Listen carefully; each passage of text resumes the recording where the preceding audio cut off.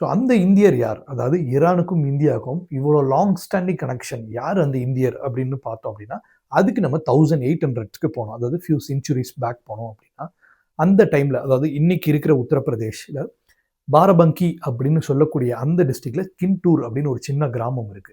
அந்த கிராமத்துல ஒரு ரிலீஜியஸ் லீடர் அதாவது ஒரு மத குரு வந்துட்டு அந்த இதுல இருக்காரு. ஷியா பிரிவ் ஆஃப் இஸ்லாம் வந்து சேர்ந்த ஒரு மத குரு வந்து அங்க வந்து இருக்காரு. ஸோ அந்த டைம் அப்படின்னு நம்ம பார்க்குறோம். அதாவது 1800s அப்படின்னு சொல்லும்போது, அன்னைக்கு இந்தியாவை ரூல் பண்ணிட்டு இருந்தது வந்து முகல் எம்பையர். அந்த முகல் எம்பையர் வந்து அவங்களோட டிக்ளைன்ல வந்து இருக்காங்க. ஸோ ஒரு side British East India Company இந்தியாக்குள்ள வந்து ரொம்பவே வந்து ஸ்ப்ரெட் ஆயிட்டு வராங்க. ஏன்னா அந்த டைம்ல தான் வந்து இந்தியா வந்து லிட்டரலி ஃபுல்லா பிரிட்டிஷ் சாம்ராஜ்யத்துக்கு அடிமையாக ஆரம்பிக்கிற அந்த காலகட்டங்கள். ஸோ அந்த காலகட்டங்கள்ல இந்த சின்ன கிராமத்துல இருந்த அந்த ரிலீஜியஸ் லீடரோட பேர் தான் வந்துட்டு சையத் அகமத் முசாவி ஹிந்தி. ஸோ இவ்வளோ பெரிய பேரை நம்ம ஷார்ட்டா ஹிந்தின்னு வச்சுக்கலாம். ஸோ இவர் ஹிந்தி அவர் வந்து என்னன்னா ஒரு பெரிய வந்துட்டு ஒரு மத குரு. அதாவது ஷியா பிரியா ஆஃப் இஸ்லாமை பத்தி நிறைய புத்தகங்கள், ஒரு சொற்பொழிவு இந்த மாதிரி அறிவாற்றல் உள்ளக்கூடிய ஒரு பெரிய மத குரு.